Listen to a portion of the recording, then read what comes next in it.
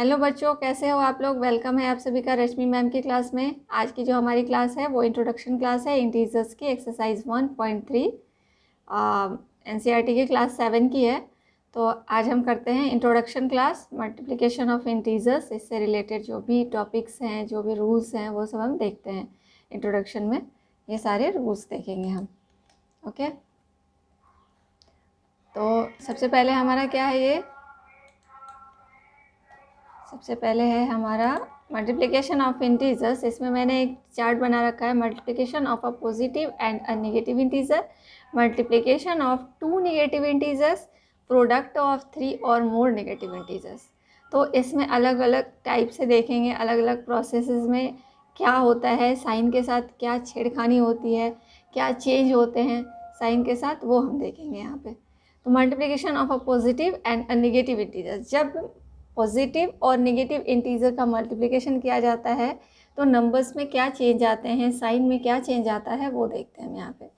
तो while multiplying a positive integer and a negative integer, we multiply them as whole numbers and put a minus sign before the product, we thus get a negative integer। तो कह रहा है कि अगर हम एक positive integer और एक नेगेटिव इंटीजर को आपस में मल्टीप्लाई करते हैं तो then what sign will come, sign will come negative, because एक नेगेटिव है और एक पॉजिटिव है और इन दोनों को हम मल्टीप्लाई कर रहे हैं तो जो हमारा साइन आता है वो नेगेटिव का साइन आता है। जैसे कि यहाँ पे आप देख रहे हो a into minus B is equal to minus A into B is equal to minus A into B.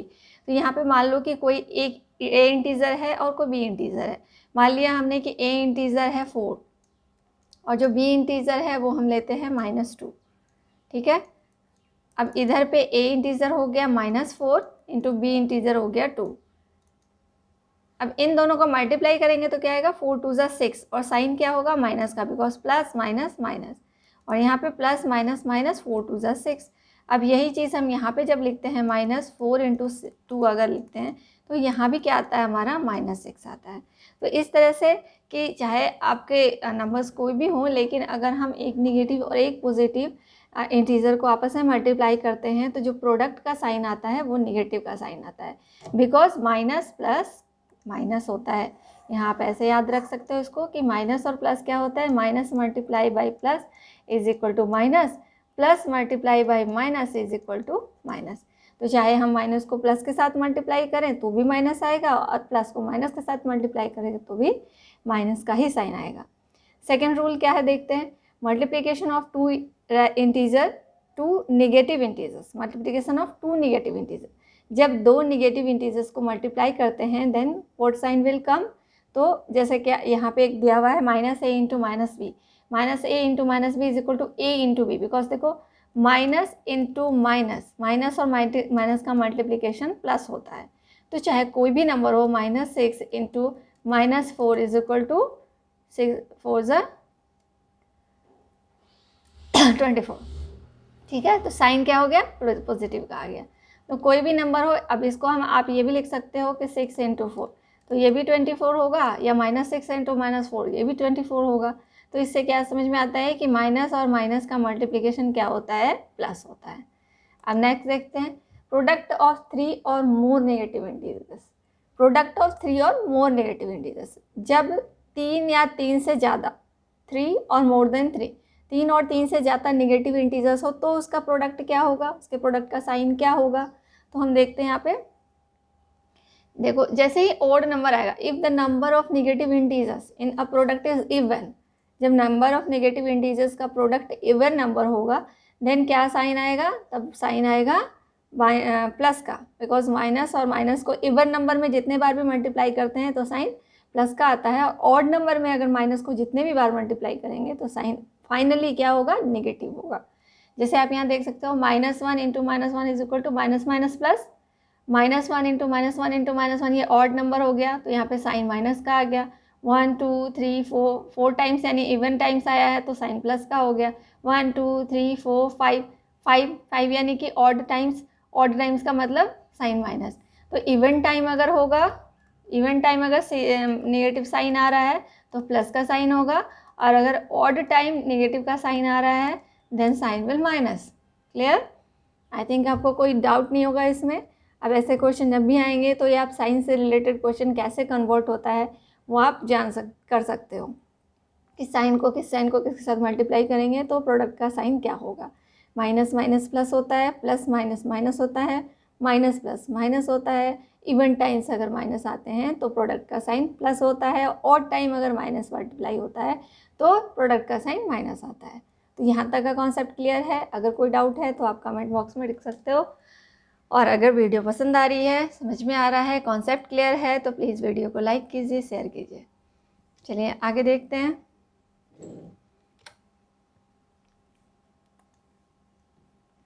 आगे है ये हमारा प्रोडक्ट ऑफ 3 और more negative integers. Product of 3 और मोर नेगेटिव इंटीजर, 3 और 3 से ज़्यादा नेगेटिव इंटीजर्स होंगे तो क्या होगा। ये हमने अभी पहले पढ़ा है कि मोर देन 3 यानी कि मोर देन 3 में इवन भी होता है और ऑड भी होता है। अगर इवन टाइम्स मल्टीप्लाई हो रहा है नेगेटिव का तो प्लस का साइन आएगा, और अगर ऑड टाइम मल्टीप्लाई हो रहा है नेगेटिव साइन तो क्या हो जाएगा, माइनस का साइन आ जाएगा। तो इससे रिलेटेड यहाँ पे कुछ क्वेश्चन से देखते हैं। What will be sign of the product if we multiply together? अब कह रहा है कि 8 negative integer and 3 positive integers को अगर मल्टीप्लाई किया जाता है तो साइन क्या आता है। 8 निगेटिव इंटीजर मीन्स क्या हो गया, 8 इज इवन नंबर, तो साइन क्या हो जाएगा, प्लस का। एंड मल्टीप्लाई किया जा रहा है किसको, 3 पॉजिटिव इंटीजर्स। पॉजिटिव इंटीजर्स के केस में तो ऐसा कोई रूल नहीं है, चाहे इवन नंबर हो चाहे ऑड नंबर हो, प्लस प्लस प्लस प्लस जितनी टाइम में मल्टीप्लाई करें तो वो प्लस ही आएगा, यानी कि पॉजिटिव ही आएगा। तो प्लस हो गया, तो यानी कि जो प्रोडक्ट का साइन होगा वो पॉजिटिव होगा। क्लियर। सेकंड देखिए, 5 निगेटिव इंटीजर्स, 5 ऑड नंबर है तो साइन क्या होगा, माइनस का। मल्टीप्लाई किसके साथ है, 4 positive integer. 4 positive integer means plus, तो प्लस और माइनस क्या होता है, माइनस। तो आ गया, क्लियर है कॉन्सेप्ट। तो ऐसे क्वेश्चंस होंगे, चाहे कितना ही बड़ा मल्टीप्लिकेशन हो, आपको देखना है कि निगेटिव का साइन कितनी टाइम्स आ रहा है। पॉजिटिव के साइन में उतनी प्रॉब्लम नहीं है, क्योंकि पॉजिटिव को आप जितनी बार भी मल्टीप्लाई करो पॉजिटिव का ही साइन आएगा। प्रॉब्लम आती है निगेटिव के साइन में। तो नेगेटिव के साइन में ऑड और इवन देख करके हम उसे आइडेंटिफाई कर सकते हैं, डिफ्रेंशिएट कर सकते हैं। चलिए अब देखते हैं नेक्स्ट पेज।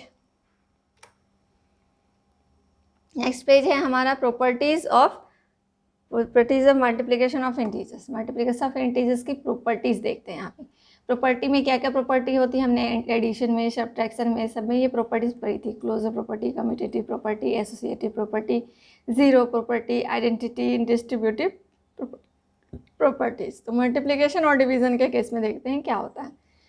मल्टीप्लिकेशन के केस में क्या होगा, a into B is an integer for all integers a and b।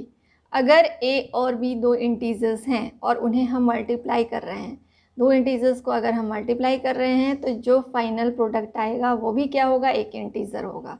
जैसे कि देख लो आप, a इंटू बी, a मानते हैं हम 4 इंटू 3 तो क्या हो जाता है 12। 4 भी एक इंटीजर है, 3 भी एक इंटीजर है और 12 भी एक इंटीजर है। But in case of division, the closure property of the division tells that the result of the division of two whole number is not always a whole number. अब ये कह रहा है कि अगर डिवीज़न के केस में a और b को डिवाइड किया जाता है तो जो फाइनल रिजल्ट आता है वो होल नंबर नहीं हो, ज़रूरी नहीं है कि हो। ठीक है, तो ये कम्प्लीटली फॉलो नहीं करता है। लाइक 4/3, 3 से 4 को डिवाइड करते हो तो ये एक होल नंबर नहीं होगा, ये डेसिमल में चला जाएगा या फिर मिक्स फ्रैक्शन में चला जाएगा। ठीक है, तो इस तरह से नहीं हो सकता, तो यहाँ पे ये फॉलो नहीं करेगा कम्प्लीटली।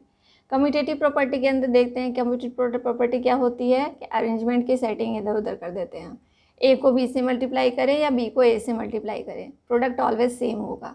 आप यहाँ पे भी एक एग्जांपल ले लो, 2 इंटू 3 करो या 3 इंटू 2 करो, ऑलवेज क्या आएगा, 6 आएगा। ठीक है, बट डिवीज़न के केस में भी ऐसा नहीं होता है, बिकॉज आप ये ले लो, 2 से डिवाइड करो 3 को या 3 से डिवाइड करो 3 को डिवाइड करो 2 से, दोनों केस में रिजल्ट अलग आएंगे, डिफरेंट रिजल्ट आएगा, है ना। यहाँ पे आ जाएगा 0 पॉइंट समथिंग और इधर आ जाएगा 1 पॉइंट समथिंग, तो दोनों ही रिजल्ट सेम नहीं होंगे, इक्वल नहीं होंगे। तो क्या कह सकते हैं कि डिवीज़न भी कम्यूटेटिव प्रॉपर्टी को फॉलो नहीं करता है।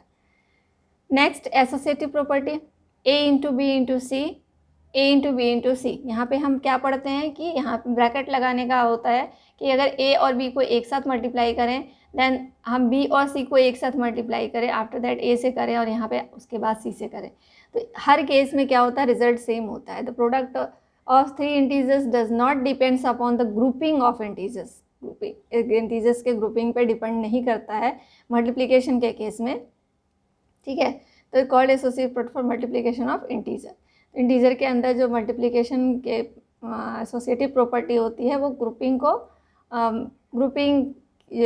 एसोसिएटिव प्रॉपर्टी को फॉलो करता है, बिकॉज यहाँ पे ग्रुपिंग पे डिपेंड नहीं होता। ग्रुपिंग हम किसी भी नंबर की ग्रुपिंग कर सकते हैं, जैसे आप देख लो एक है 2 × 3 × 4, ठीक है, 2 × 3 × 4, तो चाहे आप 2 और 3 को एक साथ मल्टीप्लाई करो या 3 और 4 को एक साथ मल्टीप्लाई, 2 3 6 × 4 हो गया, यहाँ पे 2 × 12 हो गया, तो यहाँ भी 24 आएगा और यहाँ भी 24 आएगा, ठीक है। दोनों ही केस में रिजल्ट सेम आते हैं।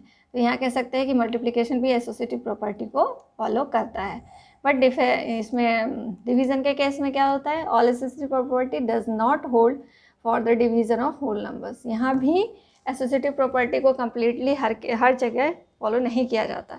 जैसे यहाँ पे भी आप कर सकते हो 4 divided by 2, 4 divided by 2 divided by 3, ऐसे करोगे। और अब या तो इन दोनों को पहले डिवाइड करो और 4 डिवाइडेड बाई 2 डिवाइडेड बाई 3, इन दोनों को पहले डिवाइड करो, दोनों केस में रिजल्ट अलग अलग आ जाएंगे, ठीक है। तो इस तरह से हमेशा जो है कि डिवीज़न में एसोसिएटिव प्रॉपर्टी को फॉलो नहीं किया जा सकता। नेक्स्ट है multiplication of zero property. Zero property के क्या रूल्स हैं कि a × 0, किसी इंटीजर को 0 से मल्टीप्लाई करें या 0 को किसी इंटीजर से मल्टीप्लाई करें, ऑलवेज प्रोडक्ट हमेशा 0 ही आएगा। एंड डिवीज़न के केस में क्या होता है, for any integers a divided by 0 is not defined but 0 divided by 0 for a equal not to 0। अब यहाँ क्या है कि a को अगर 0 से डिवाइड करते हैं तो नॉट डिफाइंड होता है, और अगर 0 को a से डिवाइड करते हैं तो 0 आता है। तो इस तरह से यहाँ पे भी कम्प्लीटली फॉलो नहीं होता है जीरो प्रॉपर्टी। नेक्स्ट है आइडेंटिटी। आइडेंटिटी मीन्स क्या होता है कि किसी भी इंटीजर को अगर 1 से मल्टीप्लाई करते हैं या 1 को किसी इंटीजर से मल्टीप्लाई करते हैं तो वो इंटीजर अपनी आइडेंटिटी को नहीं खोता है, वो उसकी वैल्यू वही इंटीजर हो जाता है जिस इंटीजर को हम 1 से मल्टीप्लाई करते हैं। जैसे कि a × 1 is equal to 1 × a is equal to a का a ही रह गया, इसने अपनी आइडेंटिटी नहीं खोई, तो क्या हो गया, ये आइडेंटिटी को फॉलो करता है। एंड डिवीज़न में भी ऐसा ही होता है, अगर a को 1 से डिवाइड करते हैं तो a आता है, ठीक है। नेक्स्ट देते हैं डिस्ट्रीब्यूटिव प्रॉपर्टी। डिस्ट्रीब्यूटिव प्रॉपर्टी में आपने पढ़ा होगा a × b + c is equal to a × b + a × c। यह डिस्ट्रीब्यूटिव प्रॉपर्टी का ओवर एडिशन है, मल्टीप्लिकेशन ओवर एडिशन हो गया और मल्टीप्लिकेशन ओवर सब्ट्रैक्शन हो गया। Distributive property of multiplication over addition and distributive property of multiplication over subtraction. तो subtraction में क्या होता है, डिस्ट्रीब्यूट कर देते हैं यहाँ पे हम a × b + c, तो a को पहले b से मल्टीप्लाई कर लिया, देन प्लस का साइन, देन a को c से मल्टीप्लाई कर लिया, फिर a × b को a को b से मल्टीप्लाई किया, देन माइनस का साइन, देन a × c कर लिया। तो इन दोनों ही केसेस में मतलब कि या आप इस प्रोसेस पे सॉल्व करो या इस प्रोसेस पे सॉल्व करो, आंसर दोनों का सेम आएगा, ठीक है।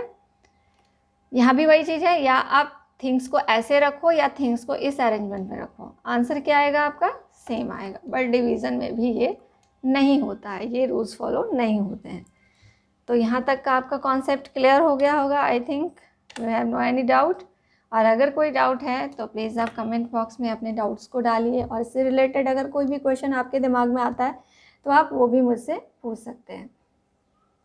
आप पूछेंगे तभी आपका कॉन्सेप्ट क्लियर होगा। ऐसे क्वेश्चंस आप खुद से अराइज करो, कहीं इधर उधर से और दूसरे बुक से ऐसे क्वेश्चंस लो, उसे सॉल्व करो। और अगर नहीं बनता है तो आप प्लीज़ मुझे कमेंट बॉक्स में क्वेश्चंस डालिए। इससे रिलेटेड क्वेश्चन है एक, वो हम देख लेते हैं। We can find -25 × 37 × 4 as. अब नॉर्मली आप लोग क्या करते हो, जैसे हम लोग अब तक पढ़ते आ रहे थे, तो 25 को 37 से मल्टीप्लाई करोगे, देन 4 से मल्टीप्लाई करोगे, फिर उसके बाद 25 37 का जो भी मल्टीप्लिकेशन आएगा, जो भी प्रोडक्ट आएगा उसको 4 से मल्टीप्लाई करोगे। इस तरह से हम सिंपल फॉर्म में ये हम करते आते हैं, बचपन से हम यही करते हैं। लेकिन अभी इस प्रोसेस में यानी कि ये जो रूल्स हमने पढ़े हैं अभी, उसके अकॉर्डिंग जब इनको हम बनाते हैं तब क्या होता है कि हम देखते हैं कि इसमें कौन से ऐसे दो नंबर्स हैं, दो इंटीजर्स हैं जिनको अगर हम आपस में मल्टीप्लाई करें तो ज़ीरो के फॉर्म में आ जाए। ज़ीरो के फॉर्म में अगर आ जाएगा तो आपका मल्टीप्लिकेशन आसान हो जाएगा। जैसे देखो 25 और 4 को हम मल्टीप्लाई करते हैं तो 100 आता है। ये आपको पता ही है, बहुत दिन से पढ़ते आ रहे हैं कि 25 4 ज़ा 100 होता है। तो 25 को 4 से मल्टीप्लाई करेंगे तो 100 आ जाएगा। तो हम क्या करेंगे, ग्रुपिंग यहाँ पे करेंगे कि 25 और 4 को एक साथ रख देंगे और 37 को बाहर कर देंगे। फिर क्या हो जाएगा, ये 100 आ गया, माइनस और प्लस माइनस हो गया इंटू 37। अब यहाँ पे मल्टीप्लाई कुछ भी नहीं करना आपको। यहाँ था क्या, 25 और 37 को आपको मल्टीप्लाई करना पड़ता, बट यहाँ क्या है, आपको कोई मल्टीप्लाई नहीं करना। ये तो आपको पता है 25 4 ज़ा 100 होता है, और देन 37 को मल्टीप्लाई करेंगे, 37 के बाद 2 ज़ीरो लगा देंगे, माइनस का माइनस साइन होगा, ये हो गया आपका आंसर। तो कोई भी कंपटीशन का एग्ज़ाम अगर होता है तो आप इस प्रोसेस से अगर करते हो तो आपका टाइम भी बचता है और आंसर के गलती होने के चांस भी नहीं होते। अब जैसे यहाँ पे आप मल्टीप्लाई करोगे तो हो सकता है 1% चांस है कि कहीं कुछ मिस्टेक हो जाए, बट यहाँ पे कोई भी चांस नहीं है कि आपकी कोई मिस्टेक होगी और आपका आंसर बिल्कुल ही करेक्ट होगा। ठीक है, तो इस तरह से बनाने की कोशिश करेंगे हम लोग। अब आगे नेक्स्ट वीडियो में देखेंगे, नेक्स्ट एक्सरसाइज सॉल्व करेंगे हम इसका 1.3 का। तब तक के लिए अपनी क्लास आज हम यहीं ख़त्म करते हैं, ऊपर करते हैं। तब तक ले tata, bye bye, see you, take care. मिलते हैं नेक्स्ट क्लास में।